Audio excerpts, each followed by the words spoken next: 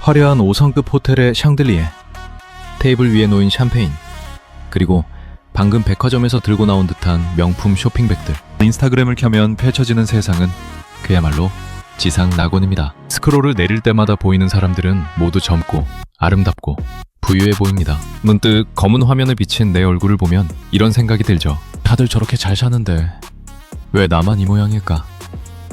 내가 뭘 잘못하고 있는 걸까? 하지만 여러분, 그거 아십니까?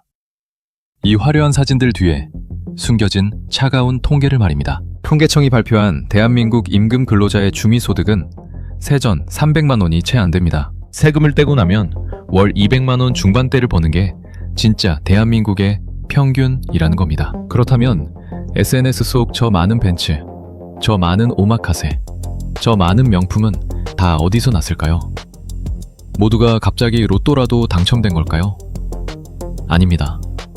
오늘 저는 자본주의가 만들어낸 가장 잔인한 착시 현상, 우리가 왜 이렇게 보여주는 삶에 목숨을 걸게 되었는지 그 거대한 연극의 막을 걷어보려 합니다. 퇴근길, 스트레스를 풀기 위해 혹은 고생한 나에게 주는 선물이라며 덜컥 비싼 물건을 결제해 본 적 있으실 겁니다. 예를 들어 큰맘 먹고 고급 승용차를 샀다고 가정해봅시다. 차를 샀으니 기분이 좋아야 하는데 이상하게 그때부터 고민이 시작됩니다. 차가 고급이니 그 안에 두는 방향제도 고급이어야 할 것 같고 이 차에서 내리는 내 옷차림도 왠지 명품이어야 할 것 같습니다. 결국 차 하나로 끝나는 게 아니라 시계, 옷, 신발까지 소비가 줄줄이 이어집니다. 경제학에서는 이를 디드로 효과라고 부릅니다. 하나의 물건을 사면 그 물건과 격을 맞추기 위해 또 다른 소비를 끊임없이 하게 되는 심리적 압박이죠. 내 분수에 맞지 않는 물건 하나가 들어오는 순간 나의 전체적인 소비 패턴이 무너져 내리는 겁니다. 솔직히 자문해봅시다. 택배 상자를 뜯을 때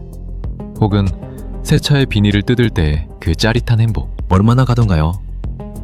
길어야 일주일, 짧으면 3일입니다. 소비가 주는 도파민은 휘발유처럼 금방 날아가 버리지만 매달 갚아야 할 할부금이라는 고통은 끈적한 타르처럼 여러분의 삶에 달라붙어 몇 년을 괴롭힙니다. 우리는 왜 그토록 무리해서라도 명품 로고에 집착할까요? 단순히 예뻐서가 아닙니다. 바로 파노플리 효과 때문입니다. 특정 계층이 사용하는 물건을 사면 나도 그 계층이 된 것 같은 환상을 느끼는 현상이죠. 현실에서는 내 집 한 칸 마련하기 힘든 불안한 상황일수록 사람들은 아이러니하게도 더 비싼 가방, 더 비싼 패딩을 입으며 위안을 얻으려 합니다. 나 무시하지 마. 나도 이 정도는 살 수 있어. 라고 세상에 소리치고 싶은 겁니다. 하지만 계산기를 한번 두들겨 볼까요? 5년 전 남들에게 보여주기 위해 샀던 700만 원짜리 명품 가방, 지금 중고로 팔면 얼마나 받을까요? 유행이 지나 헐값이 되었을 겁니다. 하지만 그때 그 눈 딱 감고 그 700만 원으로 미국의 1등 기업인 애플 주식을 샀다면 어땠을까요? 그 돈은 지금쯤 2,500만 원이 넘는 목돈이 되어 있을 겁니다. 명품 가방이 장롱 속에서 낡아가는 동안 자본은 조용히 3배, 4배로 불어나 여러분을 진짜 부자로 만들어 주었을 겁니다. 가짜 부자는 남이 알아주는 물건을 사고 진짜 부자는 남이 모르더라도 돈을 벌어다주는 물건을 삽니다. 이 작은 차이가 10년 뒤 누군가는 돈으로부터 자유로워져 시간을 사고 누군가는 돈을 벌기 위해 평생 시간을 팔아야 하는 결정적 차이를 만듭니다. 세계적인 투자 멘토 모건 하우절은 그의 책 돈의 심리학에서 아주 명쾌한 정의를 내렸습니다. 부자는 현재의 소비 능력을 보여주는 것이고 부는 쓰지 않고 남겨둔 돈이다. 우리는 도로 위에서 1억 원짜리 포르쉐를 탄 사람을 보며 와, 부자다 라고 생각합니다. 하지만 우리가 팩트로 알 수 있는 건 딱 하나뿐입니다. 그 사람 통장에서 1억 원이 줄어들었다는 사실, 혹은 매달 수백만 원의 리스료가 빠져나가고 있다는 사실뿐이죠. 그 차가 그 사람의 자산인지 빚덩어리인지는 아무도 모릅니다. 반면 진짜 부는 눈에 보이지 않습니다. 그것은 아직 사지 않은 명품 옷이고 아직 타지 않은 슈퍼카이며 떠나지 않은 퍼스트 클래스 여행입니다. 강남의 수백억 빌딩 주인들을 만나보면 놀라울 정도로 검소한 경우가 많습니다. 왜 그럴까요? 돈이 없어서가 아닙니다. 그들은 증명할 필요가 없기 때문입니다. 내가 부자인 걸 내가 아는데 굳이 남들에게 인정받으려 비싼 로고를 두를 필요가 없는 거죠. 진짜 부자들은 화려한 물건 대신 시간과 자유를 삽니다.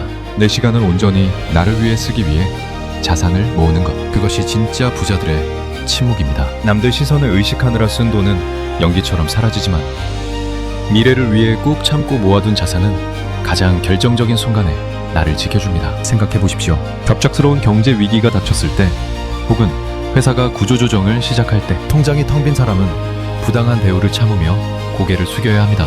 하지만 든든한 자산이 있는 사람은 당당하게 그만두겠습니다 라고 말할 수 있는 용기를 가질 수 있습니다. 사랑하는 가족이 아플 때 돈 걱정 없이 최고의 치료를 받게 해줄 수 있는 능력, 나이 들어서 자식들에게 손 벌리지 않고 품위 있게 늙어갈 수 있는 자유.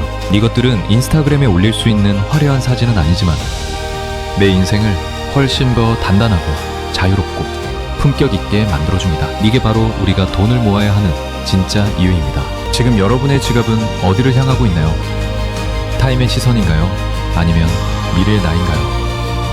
보여주기 위한 100만 원보다 나를 지켜줄 10만 원의 주식이 훨씬 더 가치 있다는 사실을 오늘 꼭 기억하셨으면 좋겠습니다. 지금까지 자본의 민낯이었습니다. 감사합니다.